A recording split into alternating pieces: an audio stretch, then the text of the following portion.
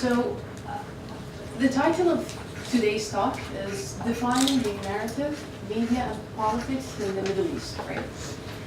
So, I'm here today to tell you about the narrative. Capital T, capital N. The true narrative, right? The one and only narrative. How do you feel about that? Does anyone buy it? I don't think so, right? I mean, living at the intersection of politics and media, if it teaches you only one thing, then it teaches you that there are always narratives and counter-narratives, right? That's why today I'm not going to talk about the narrative. I'm going to talk about the meta-narrative, the narrative about the narrative. How do we understand it? How do we perceive it? How do we unpack it, right? How do you understand the dynamics of how a narrative is constructed? How do we deconstruct it? This is not to say that facts don't have a place in as they say, a post-truth era. As a matter of fact, facts are much needed today more than ever, right? But there has been always multiple versions of the truth. That's why we have different religions. That's why we have different interpretations and ideologies. Even if we're reading from the same text, same page, same line, we will always have different interpretations, right? But I also believe that it's very important for us to agree on maybe methodologies, maybe to verify some of the basic facts. For example, did Professor Davis say this or not? This should not be debated, right? Whether she said it or not. How we perceive it can be contested. How we interpret it can be questioned. But whether she said it or not, then we enter into a very nihilistic world where, everything is just equal to everything, right? This is to an extent is becoming the virtual world, right? Sometimes you cannot even verify whether something was actually said, whether something has happened or not, and so on and so forth. So, I mean, before I contextualize all of that, because the promise is to talk about the Middle East, before I do that, I think it's worth starting with somewhat a theoretical basis. When we talk about politics and media, it's impossible to dismiss a very central concept, that is the public sphere. And just like it is impossible not to talk about the public sphere when you talk about media and politics, it is impossible not to talk about Jürgen Habermas when you talk about the public sphere, right? So Habermas did the exercise of tracing back the concept of the public sphere, and we're going to discuss what the public sphere is altogether. He traced this back, at least in the history of Europe, into 16th, 17th century France with the bourgeois class. His main argument was the following, is that, the formation of the bourgeois class, literary salons, and so on and so forth, knowledge, authority, was challenged. There was that class, and you had philosophers and poets and discussing what the public good is, kind of contesting and challenging the authority of the palace, and so on and so forth. This created a space for everyone to engage in a meaningful way to discuss public issues, right? But then another element came into the equation, that is the element of technology, right? We moved from literary salons to print, and suddenly print became cheaper, right? And we had more publications, and I was talking to Professor Davis about the what's called the Arab Nahla. As Arabists, I think you're all familiar with that. So during that period, but and in the context of the Middle East, but elsewhere as well, newspapers became more and more popular, and it was interesting to see, and we also delved into this, it was interesting to see an Arabic teacher making a commentary in the newspaper about Darwinism. Right? And you would think, what knowledge does he have about Darwinism or biology or whatever? But this is what print brought into the equation, is that more people are allowed to discuss topics that were at one point more elitist in a way. And then we moved towards the 20th century to audio and picture, radio, TV, etc. And the base of people who produced and consumed knowledge expanded. So even illiterate people were able at least to be at the receiving end through radio, picture, and so on and so forth. So the idea of this public debate about the public good took a different momentum until we reached the social media. Of course, Habermas made many assumptions, one of which is that this public sphere was essentially a rational one, that rational actors would be able to engage equally about certain topics, and that public sphere would eventually become free of pre-modern notions such as tribalism, religion, and so on and so forth. To his surprise, 1979, the Islamic Revolution in Iran happened, and then of course we started talking about the resurgence of religion, not only in Muslim majority countries, but Latin America and elsewhere. In addition to this and that, he came to realize that even satellite channels were actually controlled by businessmen or governments. And he revisited his thesis and said, you know what, that assumption about a rational public sphere that is free of interest, free of pre-modern notions, cannot exist simply because those mediums, if you wish, were controlled by transnational corporations, businessmen, governments, etc. But then, I mean, he passed away a few years ago. He didn't have the chance to comment on social media. And social media is a totally different term for a number of reasons. One of which is fragmentation of authority and power. And we no longer talk about one public sphere, we talk about multiple public spheres. As a matter of fact, even the platforms themselves sometimes dictate the way we interact. So you have Snapchat, but then you have Twitter, and then you have Facebook, and one is more popular in one country, and so on and so forth. And these communities don't necessarily talk to each other. I mean, you would find something that's trending on Twitter, completely dismissed on Instagram, and so on and so forth. So it's created a very different dynamic there. Some of the questions, some of the dilemmas of media technology and the public sphere, does the medium dictate the discourse? That's a question. Sometimes the medium is the message they say, right? Can neutrality exist in media? Oftentimes in our region, we get comments like, you don't have free media, neutral media. Fair enough, but the question is who does, right? So how do you compare freedom of expression today compared to the past? Question to the audience. Would you say that you today have more freedom of expression compared to your grandparents? Anyone wants to take a chance? Of course. Please. Yes, I think there is more freedom. The cost of technology makes it easier for us, Yeah. and also in the age of globalization. Yes. But also I think there is some neutrality can exist in the media. Okay. So our colleague there, did everyone hear him? So he said, yes, we have more freedom of expression, and there is some sort of neutrality thanks to technology. To an extent, yes.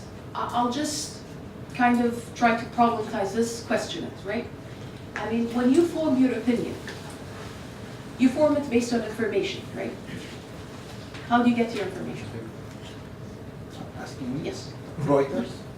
And Associate Press, I think, if I want to do it myself, but if I want to go bias, I would go Arabiya, Jazeera. I will take here Muslim Brotherhood, here Radical Jihadists. I'll form my own. If I want to contain Iran, I'll go with Arabiya. If I want to go with Muslim Brotherhood support, I'll go with Jazeera, and so on. Excellent. So what we have today, I mean, the limitations of freedom of expression is not about the lack of an oppressive power only. It's also about access to information, right? So the limitations of access to information were very different in the past from today. So in the past, it was very difficult to get the information. Today, we have excessive access to information to the extent that no one person, no one machine, no one institution, I mean, can comprehend all of that. And this becomes your limitation to the kind of information that you can process to form your supposedly free opinion, right? So once again, I mean, it creates different dimensions, but then it creates other limitations. And there is no, honestly, easy answer or right answer to this question. Who produces knowledge? See, at one point it was a very elitist trade. Today, literally every single person who owns a device, anyone who doesn't own a device here, whether it's a laptop or social media, no one. Oh, you don't? No laptop? No phone? No Twitter? I salute you. That's an exception, I would say. But the thing is, all of us can be producers of knowledge, right? We're no longer at the receiving end. And this, of course, challenges the authority, whatever authority, of course, political, religious, tribal, societal, you name it. But then it creates many other sets of challenges. Because, I mean, what's the criteria here, right? I mean, who verifies, who does the fact-checking, etc. I mean, if you want to publish a peer-reviewed journal, then you go through a process. But the process to produce knowledge for public consumption is literally typing, a few buttons, like pressing a few buttons. So once again, this is part of the challenge that we have today when it comes to knowledge production. And you would think that it's an easy thing. You go to the credible sources. Believe me, most of us, most of the time, receive information without verifying. It happens to all of us. And revolutions from cassette to Twitter, if you remember, 1997, I mean the 70s, Khomeini in France was recording these, recordings, and those cassettes would be smuggled to Iran, and the revolution happened. Suharto in the 90s, sometimes they call it the hot mail revolutions, university students sending emails, talking about, certain rights, the need to protest, etc. And once again that happened in the Arab Spring, likewise, it was mainly Facebook. And just to avoid being a Qatari, just to avoid any controversies here, no pictures, just the GCC, right? So the GCC crisis, Twitter, it's really the Twitter crisis. And if anyone is working on a thesis, or I highly, highly encourage you to pick any of these topics and talk about the role of Twitter, let's say in the GCC crisis, or Facebook in the Arab Spring, and so on and so forth. A case study, that this is where I contextualize all of that and talk about the Middle East. So media, politics, and the Arab Spring. For a moment, yes, just forget about the consequences of the Arab uprisings. Just remember the first 12 to 18 months of these uprisings. That was the period. Remember, everyone was celebrating, right? Here in the US, in the UK, elsewhere, these youth were inspiring everyone. Once again, forget about the consequences. We're talking about only the first 12, 18 months. With that in mind, let us discuss some of these dynamics. Media, politics, and the public sphere. So one of the main questions that I wanted to look at is, was an inclusive public sphere possible in the Arab region? During that period, was it possible? As you can see, this is a lady with a niqab, hand in hand with an arm, wearing her cross. Here you can see a priest and a sheikh, once again chanting for the same thing, same objectives, etc. That was the spirit at the time. And remember, that's the question. An inclusive public sphere, the possibility of achieving that. What I call the could have been public sphere. The result, and I'm quoting, the result of advances in communication and transportation has been challenges to authoritarianism, the fragmentation of religious and political authority, and increasingly open discussions of issues related to common good. That is Armando, Salvatore, and Ekelman. I had the pleasure of meeting Professor Ekelman a couple of years ago, and we discussed that. They published this just before the social media revolution. And I urged him to kind of update this thesis and maybe leave it. So while the state preserved its monopoly over coercion in the name of the public good, other societal actors have claimed equal rights to self-representation through rational reasoning of what this public good actually means and how it is to be realized. So one of the things that happened during the uprisings, and maybe as a result of the social media, etc., is that the monopoly of governments over the public sphere was broken. This is not to say that they had no influence or no ability to manipulate sometimes, but the monopoly was over. And other actors started claiming the right to either represent themselves or their communities or represent others.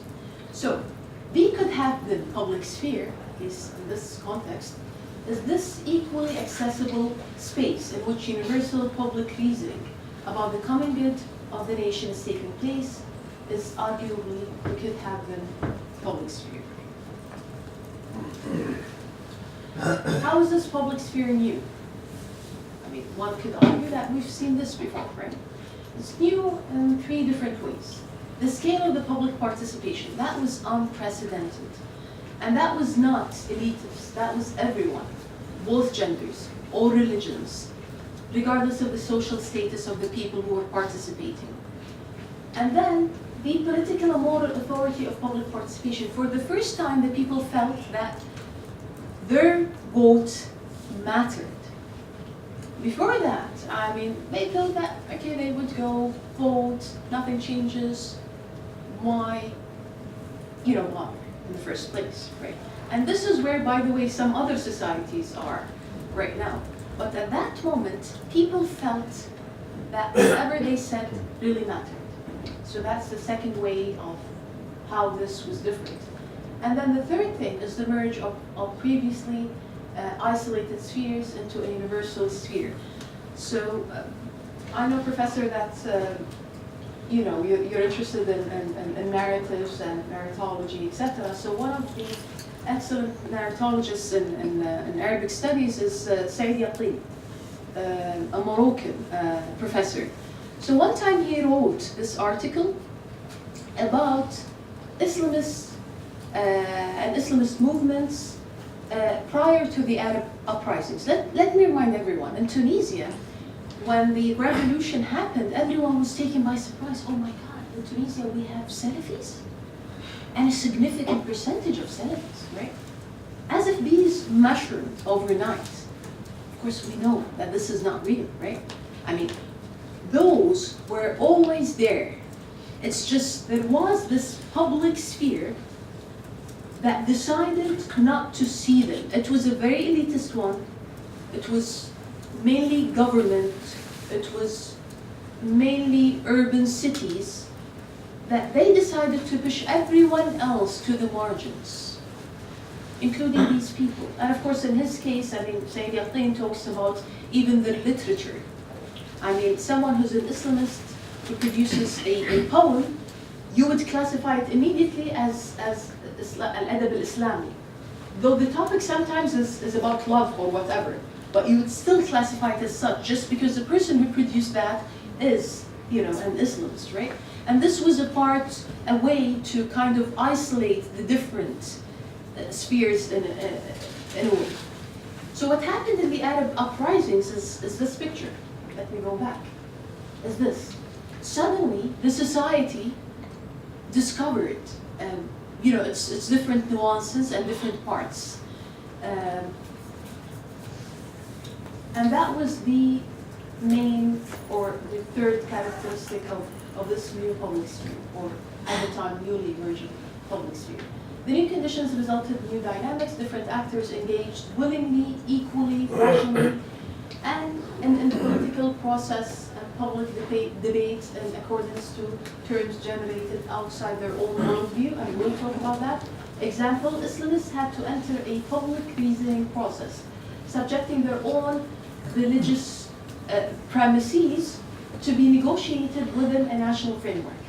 An example, in the presidential elections in Egypt 2012, many of the presidential candidates were Islamists, not only Morsi but others. So one of these, who was a Salafi, interestingly enough, when asked about you know, his views about women wearing certain dress code in beaches, etc., you know what his answer was?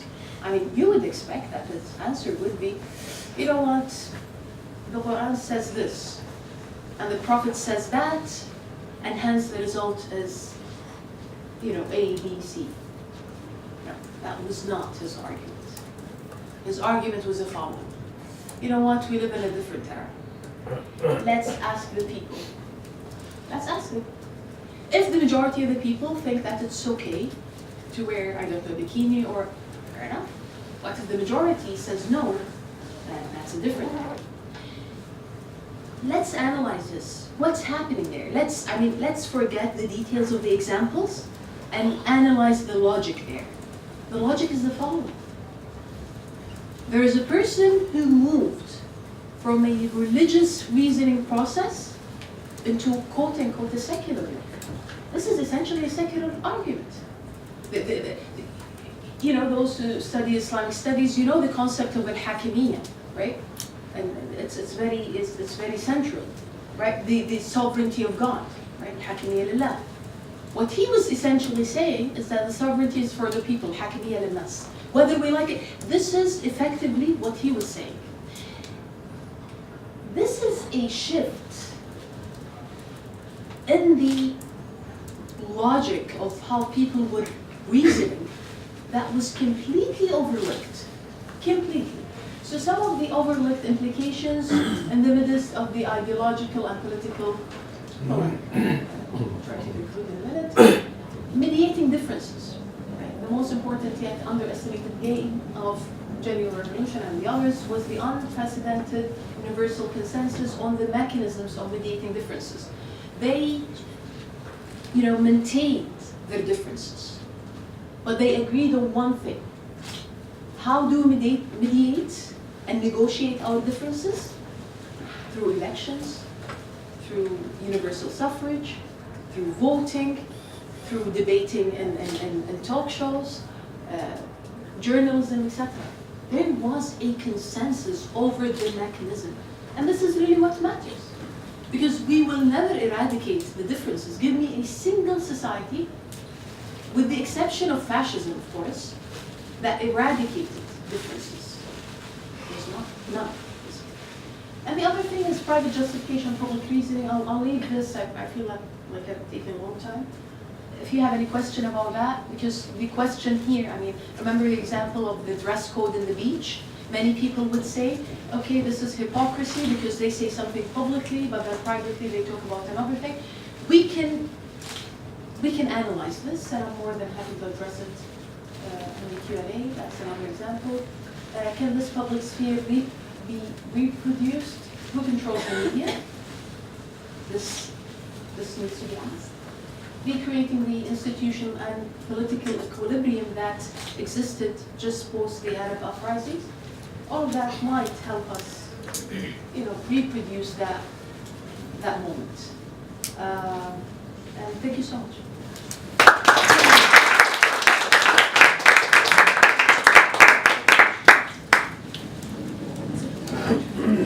My name is Mohammed Khatib, and my question about I'm interested in information warfare, where it's media, it's a form of media, and I was hoping that you would address information warfare players in the Middle East, whether it's in the U.S. campaign in Iraq, whether it's Israel with the Hezbollah, or Saudi or Qatar or whatever. But why aren't we addressing these do they play important role in Middle East politics, and why aren't we addressing it? Go ahead. Sure.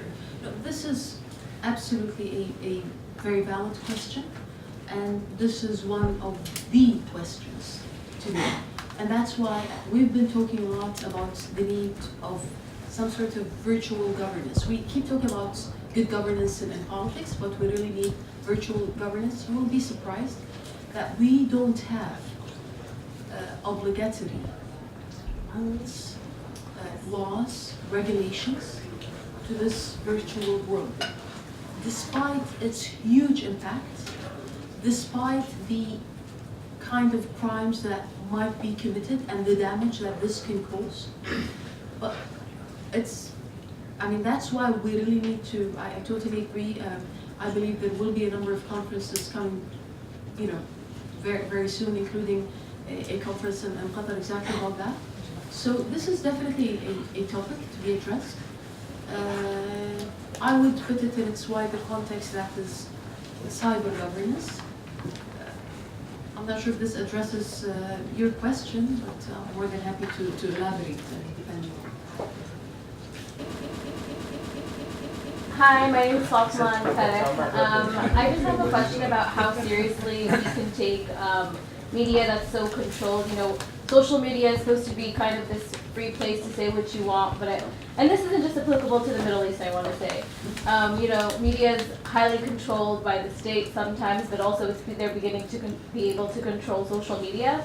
So I'm wondering how we're supposed to interpret that in terms of kind of going to certain Twitter accounts to get our news, or certain websites that, state-controlled news outlets for our information. Would you like to speak on that? So, if I'm getting your question right, you're asking about ways to use social media in a manner that is truly free, right? Yes. Is this essentially the question? Yes. This is the dilemma. Right? I'm afraid that there isn't one right answer, but what I know for sure is the answer, or the beginning of that, is about awareness. If you don't know that a problem exists, you cannot address it. So the first thing is to raise awareness about this, to make people conscious about their decisions, and it's a process. It's not it's a process. It'll take a long time. Exposing some of the practices is very important, I would say. And this can only happen if we, collectively work together to do so. But as I told you, there isn't one right answer. Social media is just like any other human invention throughout history. It's been used in good ways and bad ways. Thank you. John Duke Anthony, National Council on U.S. Arab Relations. How would you validate or assess the following? My mind is exploding having seen how you come at the question of information and rational thought. How legitimate is the following? That information is so central, so vital, so crucial to insight. It improves or provides insight. But those two are inadequate, but they are the roads to knowledge. And knowledge is not the same thing as understanding, but it's linked to it. And three roads to understanding are empathy, empirical experience, and education, all of which are occurring here. And these four steps, with information being the foundation stone, are the roads to improved rational thinking and capacity for critical analysis, and tiptoeing towards the ultimate goal of wisdom, which is elusive. The information part is, to me, the foundation for the other three. How valid do you, how do you assess or evaluate that linkage, those linkages? Once again, that's a very complex question, I should say, but I totally agree that the foundation of any knowledge, any understanding that we can build starts with the information that we can perceive. The problem with the age we're living in is not lack of information, as I said. It's just excessive information that is hugely unchecked. And this is creating many dilemmas. 2016, Oxford Dictionary. I mean, every year they choose a term, right? And the term in 2016 was post-truth. Now, there is a reason behind this, right?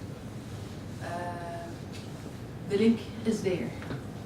Are we able to reverse the effect? This is a question. Technology is advancing. Those programmers, scientists, in their labs, they're not asking the big questions because they've been programmed not to ask the big questions. They just advance things here and there, and it's been a while, sir.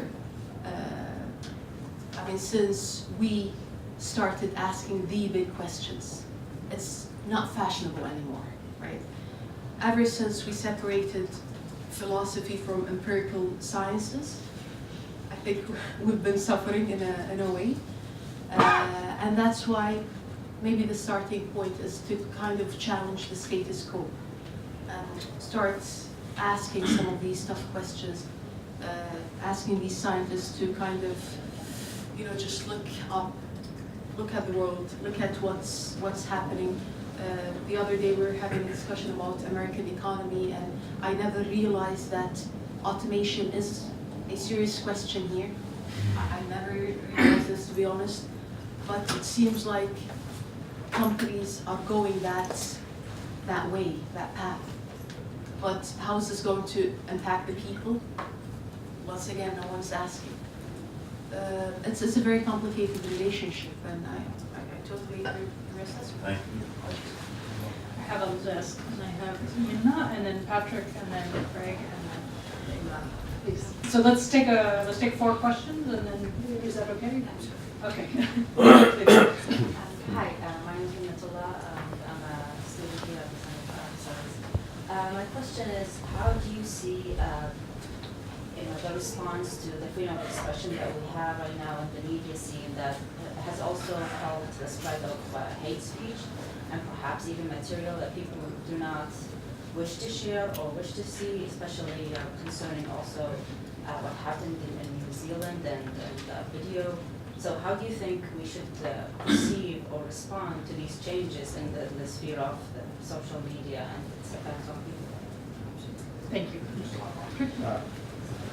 Patrick Ferris, first of all, I want to congratulate you on an amazing lecture.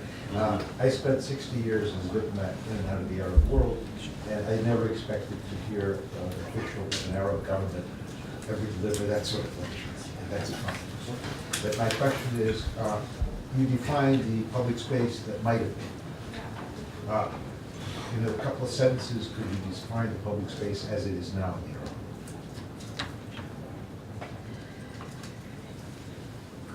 Hi, Greg Noth, also a student here at the center. My question was very related about the public space that would have been.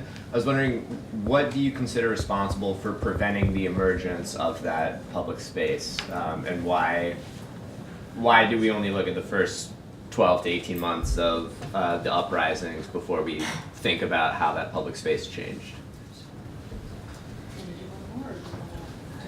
Just to answer these. Sure. So just to start with the limiting question, freedom of expression and hate speech. The problem is people make it seem like as if it's a trade-off, right? Or in a way. So it's either that you have freedom of speech, freedom of expression, and then with that comes hate speech, etc. Or you shut that down, hoping that you would shut down hate speech. And reality is, most closed societies have things like xenophobia and many other phenomena that are equivalent of hate speech. I think there are many intermediary factors in between that we need. It's our responsibility collectively to highlight. One of which is reason. Reason. I mean, let us reason things. Another thing is fact-checking. Is what you, for example, if, let's say, I'm a radical Muslim, right? And I make a generalization about, I don't know, white people, right? I mean, if we have the right conditions in place, right? I should be challenged by the question, can you prove this empirically, right? Can you give me the facts? We need to reason it throughout. And if we do that, if we have the right conditions and the right environment to do that, to engage, I think that automatically, the vast majority of the society would fall into just the normal, standard, good citizen kind of category. And you'll always have that percentage. It's like side damage that we can tolerate, I think, to an extent. But let's not make it a trade-off. At least this is my opinion. I'm not sure if this addresses your question, does it? And Ambassador Theros, and thanks so much for your question. This is a very, very difficult question. To describe the public sphere as it is now.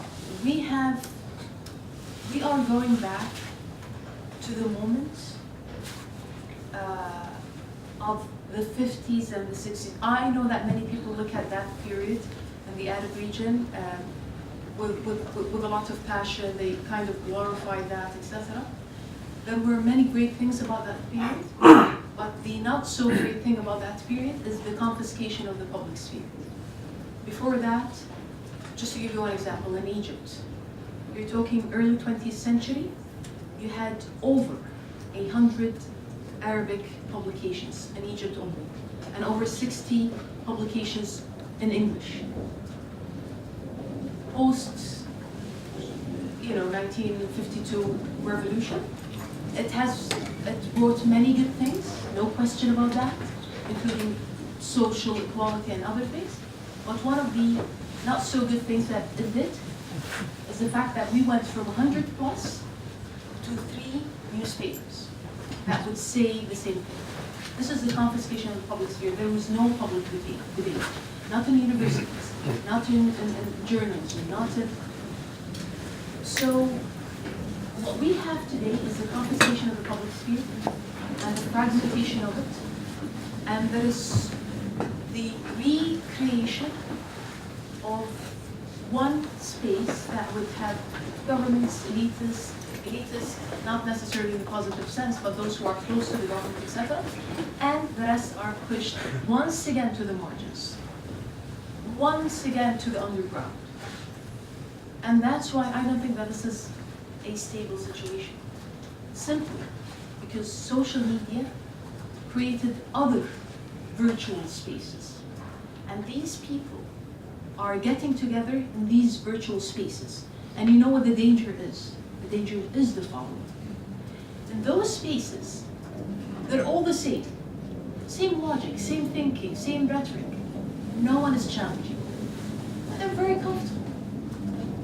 But then, once this opens up and you start challenging, this is when a real discussion and a real change happens. That's why I'm so worried about the current situation and how being in public sphere, if it exists altogether, how it looks like today. So that's one thing. Greg, there was a question there about who's responsible or what is it that happened after like 18 months. In Arabic literature now they talk about counter-revolutions, right? And once again, going to that period of the 50s and the 60s, this is essentially the reproduction of it. An attempt to reproduce some sort of, unfortunately, totalitarianism in the region.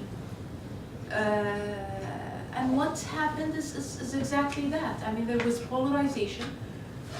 And unfortunately, in the Arab region, we could not apparently tolerate for a long time the fact that we can have differences. One of